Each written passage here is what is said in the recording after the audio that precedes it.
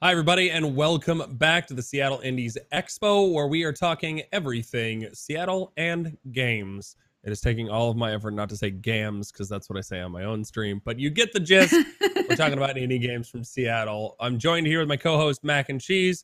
All right, quick check-in, okay? There's a lot of cute that's been happening, Mac. Are we at cuteness overload levels, or are we at a good level? I'm at a good level. Like I'm ready for more cute. So it's like bring it on. Bring on more games because I need a little bit more cuteness in my life. What about you? Absolutely. I'm good. I'm good. I mean, the cuteness for me is not where I gravitate towards normally, but I have dabbled in the adorable quite a few times, and the best part is when a game's design, like Slime Heroes, is accentuated by its art style and it fits so perfectly. That game looks Yes. really fun, really beautiful, and it also seems as though the combat and the flow of how the game works, it is very smooth and easy to pick up, Yeah. yeah, I think a lot of the goals seem to be from Thomas is that game seemed to be like want to make a very accessible game to a lot of people, and from what I saw, that game seemed extremely accessible. What do you think? Sure. I cannot wait to pick that one up. That one on my list. Check. Fantastic. And one thing I did want to mention before we get into our next game, Neon Noodles, which looks really cool, is make sure that you guys go check out the Tiltify that is going on for Seattle Indies right now that helps support Seattle Indies and all of the events they do, because the Seattle Indies Expo is only one of the events. There are other meetups and groups and all sorts of different things that they do. And if you guys would like to support that, check out the Tiltify. They are raising money for that. And then also go to the Steam event. There's a link in chat. August just dropped it. Thank you, August. In that Steam event has a whole bunch of these games, if not all of them, on So there. many games. And there is a ton of them on there. I've seen some Yes. from last year as well.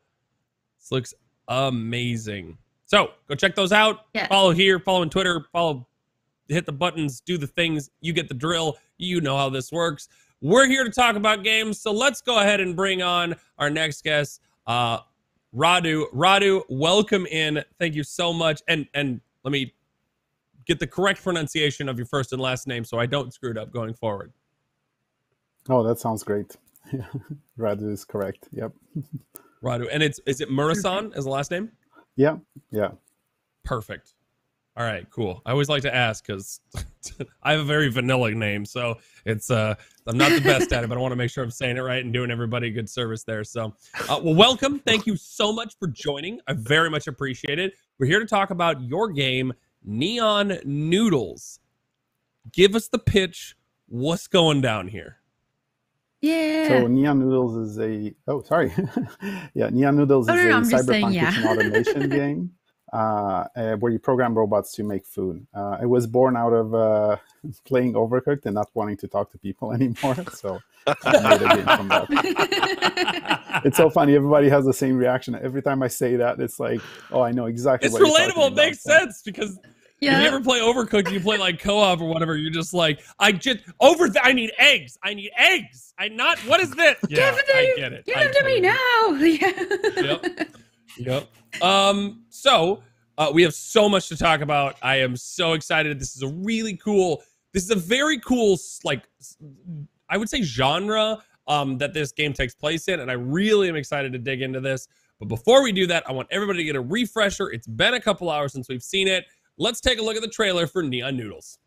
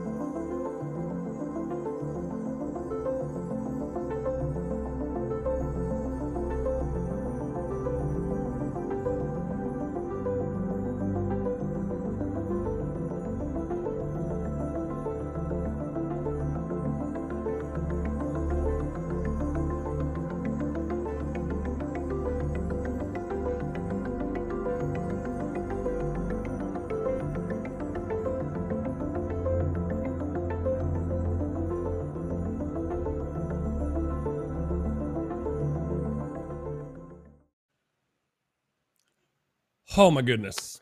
So blown away. Yeah. I loved how during this, or during the hype hour, we were looking at this and we're like, what is going on here? And then I saw the movements and the organization and how everything was moving, and I'm like, this is an automation game, isn't it? Like, I get it. This is so cool, man. So we're gonna be having Rick playing the game, doing the heckin' thinkies while we talk about this game and really dig into this. Now, my first question is, we talked about where the inspiration for this game came from, but I really want to know why an automation game. It is a very interesting genre. What drew you to that? So I can elaborate a bit on the Overcooked story. So what I felt when I was playing it is I really wanted to make it more optimal. So I was like, okay, so if I have these things to do, then I did this, then dishes, then this, that. And I was like, oh, that sounds interesting. So that's kind of what drove the whole process. And I've always been into automation games. This started closer to Factorio initially, but then the player avatar got stuck in the corner when the other robots were moving around it. It's like, it was hard to figure out. So yeah, that's why it ended up where it is today. So yeah. That Factorio is that game got uninstalled because I needed to sleep. So this game is definitely ticking the. As a person with ADHD, a game like this tickles all of those ADHD like responses of just like, oh, there's the dopamine. How have you been? So I'm really excited for this. Oh, I did it. I made it automate. Yay. Yep, it worked. It's like you line up all the dominoes in a way, in a metaphor, but like you line up all the dominoes and you hit play, and then it works or it doesn't. Like that's so cool. That is so cool.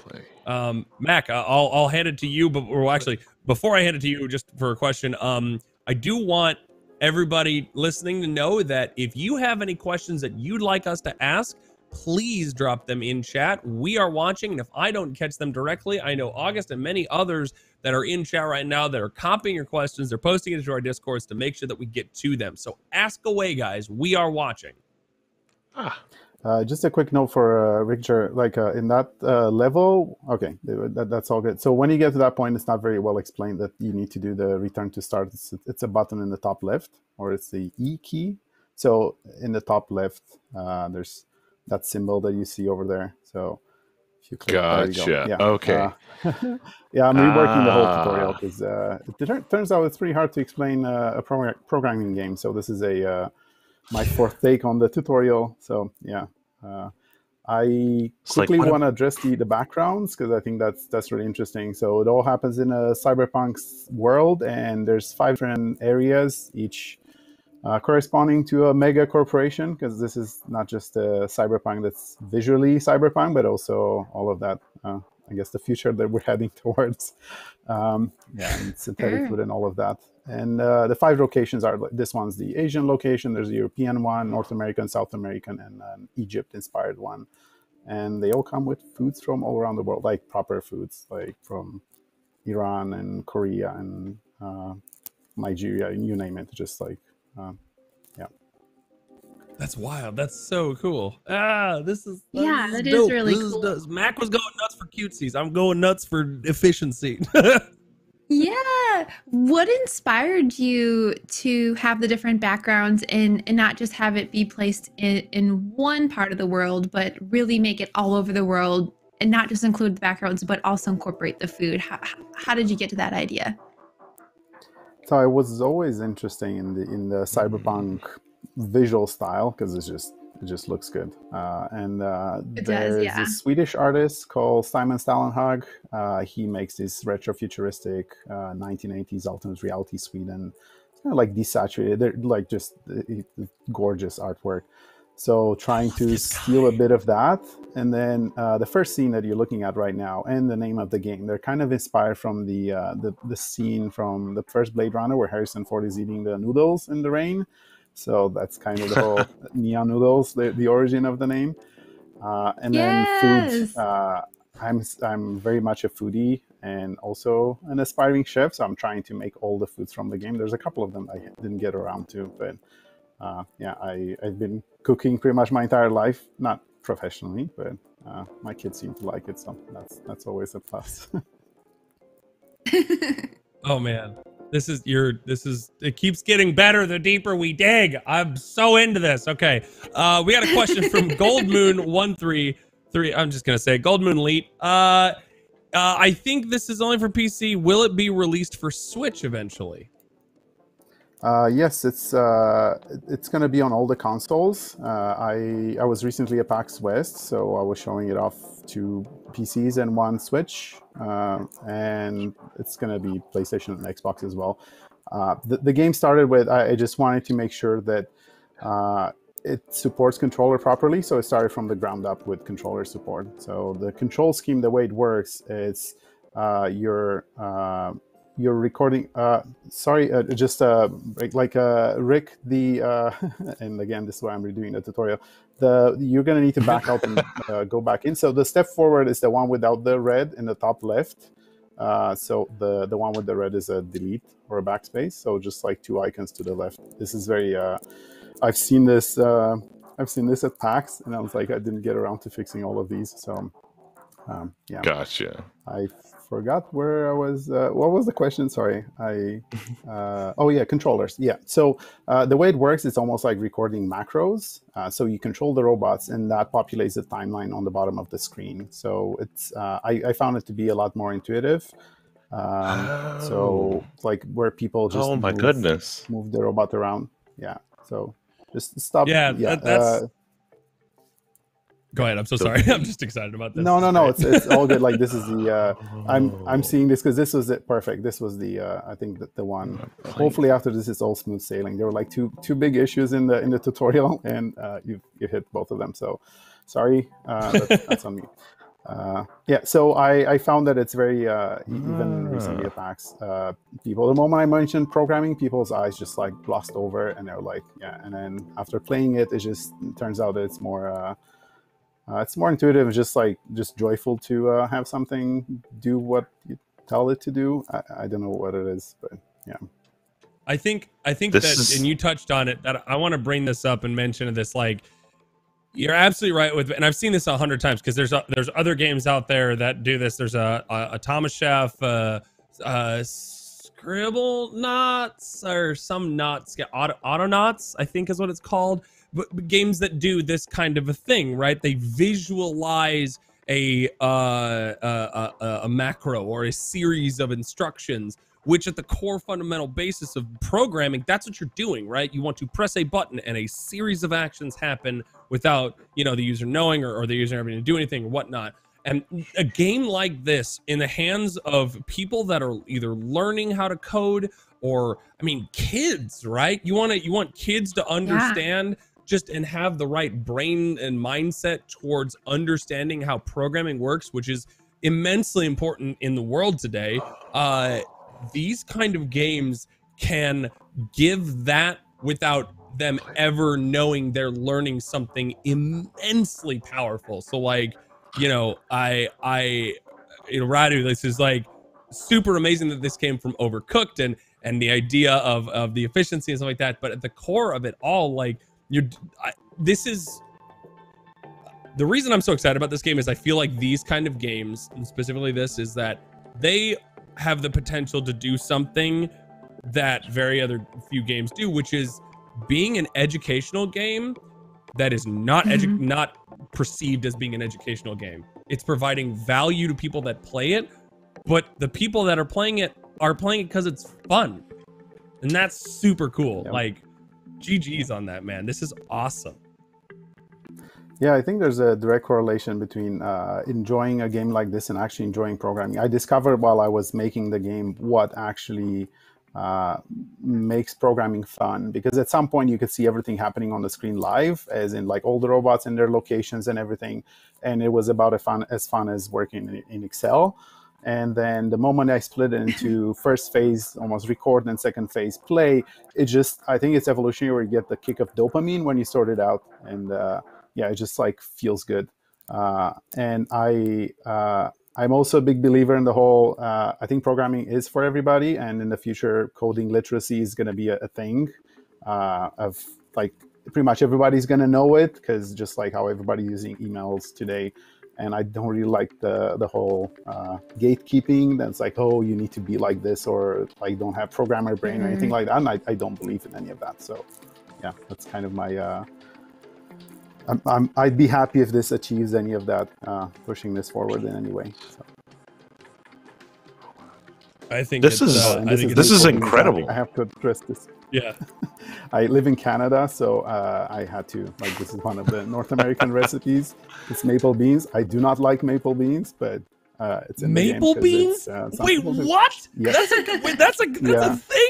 That's a Canadian food. Yeah, and especially on the East Coast, there's like these sugar cabins where you can go and eat pretty much everything with maples. You have like maple beans and maple bacon, and the desserts are just like they pour maple onto shaved ice and use one of the wooden stick and make a dessert out of it. And oh yeah, it's all too I've sweet, seen that before. Yeah.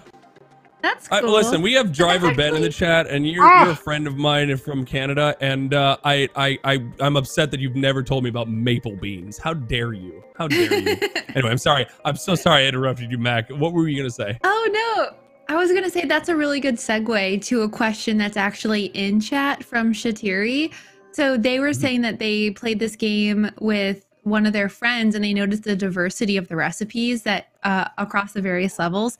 And they were wondering, was this a conscious choice or just a reflection of your own tastes or foods, or both even, as you play the levels and all the different recipes you have to make?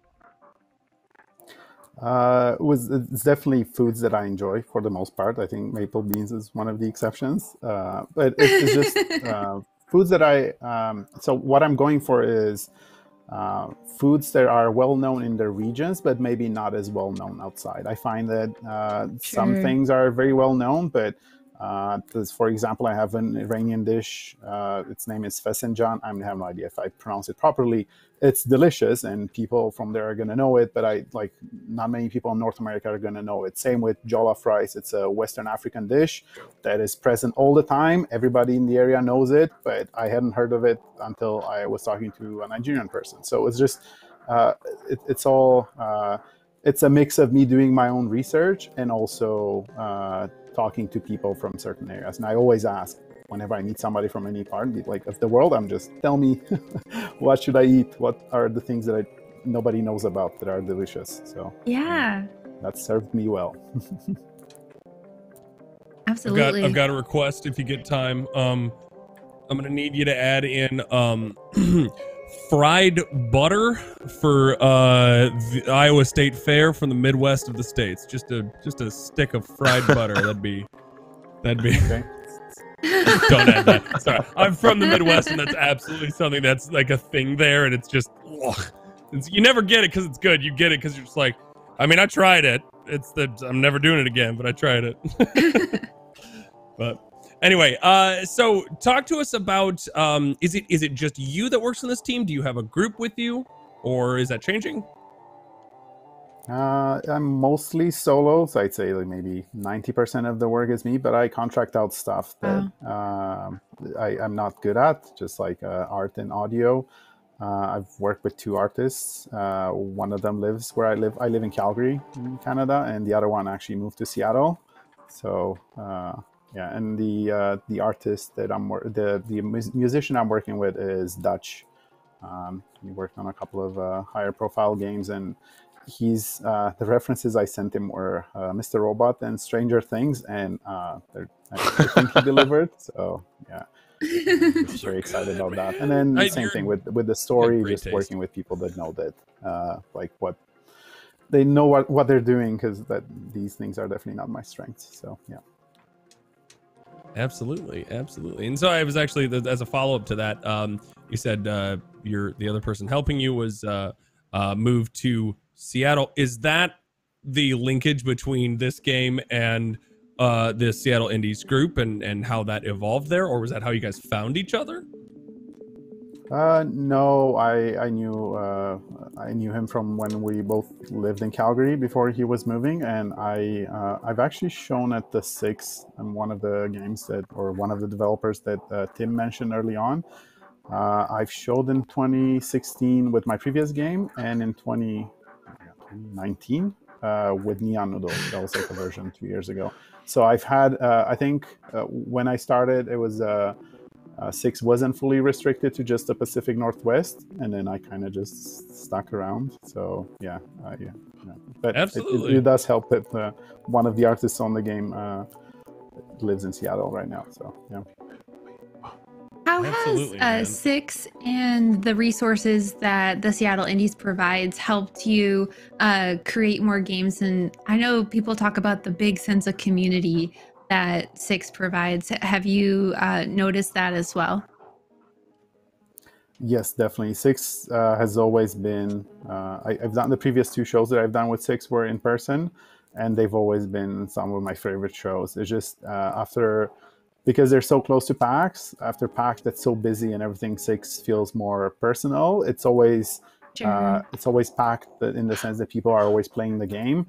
And it's easier to have like a quieter conversation, whereas in a big conference event, it's really hard. And then I'm also helping locally with organizing our game dev groups and everything and events, and I'm just in awe of what the Seattle Indies are doing for everybody. I mean, for me too, and also for local people. It's just amazing the amount of effort that goes into everything. I cannot thank everybody enough. It's just amazing.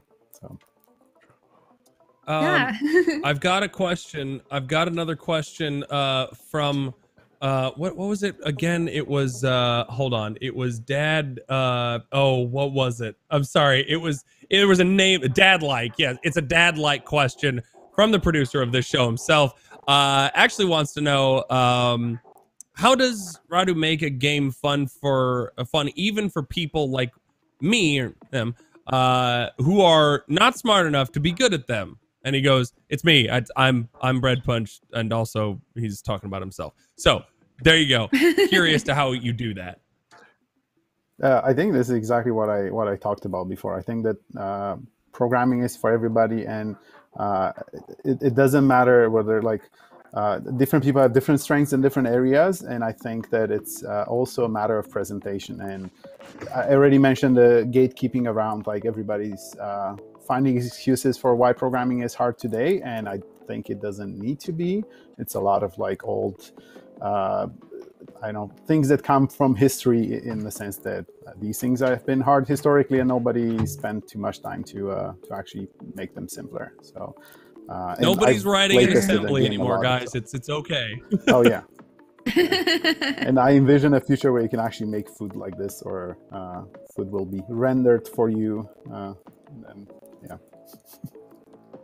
You say food will be rendered for you? Oh, that's an even farther awesome future. Let's go. I'm going to make my dinner in Blender. Let's go. So the whole idea behind all of this is how food is made, is that this company discovered that 3D printing, or rendering these ingredients and then using traditional methods to assemble them into foods, turned out to be tastier than just printing the end result. And that's kind of the whole the mega corporation that kind of discovered that, and then some nefarious purposes in the mix, and the food resistance, and so because it's all synthetic food, and lab meat. Oh my goodness, this has taught me so much. Yeah, I was curious. I actually just wanted to ask Rick, what's happening to your head right now? Are you becoming one with the universe, or what's described to me how this is evolving in your head? I'm starting to understand programming. I mean, I already understood programming, but this simplifies it in such a great way that now my mind's just oh, now it makes sense. Now we can easily explore areas and things and understand how loops and tails, and it's blowing my mind, and it's so cute. And it's really awesome to be in this environment, and it's so chill. Awesome. Thank you. Awesome. Okay, well, I could sit here and talk about this for 17 more years. Radu, this is a way cool game. Although, unfortunately, we don't have much more time. And also, during the break, we're going to have to send somebody over to pull Rick off of this game. I can already see it. With that being said, I'd like to ask you to tell everybody about where to find your game, where to find information about you, and actually, if you wouldn't mind taking a second to tell everybody what they should expect coming up from your game, what you have planned. Yeah. Okay, so the game is right now it's out on Steam on early access, and I'm hoping for a full release on PC on Steam late this year or early next year. Though I've been wrong before. So and consoles right after that, and that's the plan. Yeah, and there's besides Steam, there's a website neonnoodles.com and a mailing list that's very low traffic just for release announcements if you want to keep up that way. Wonderful. Well, thank you so much for coming in here and making this show, telling us about this incredible game. I wish you all the luck on the finishing of the development for this and can't wait to see where it goes from there. Thanks again, man. Awesome. Thank you very much for having me. Fantastic. And Rick, thank you for being here. Turn it off. We got other stuff to do, buddy. Turn it off. All right, we'll come back to it later, man. Okay. Wow, that was so cool. My nerd brain just went, that's awesome. That's so cool. And I really like that he said that it was a kind of like a gateway for people who like me who are like, this game looks scary. I don't know. But Rick was saying that, it really simplifies it. So I'm excited to try it out.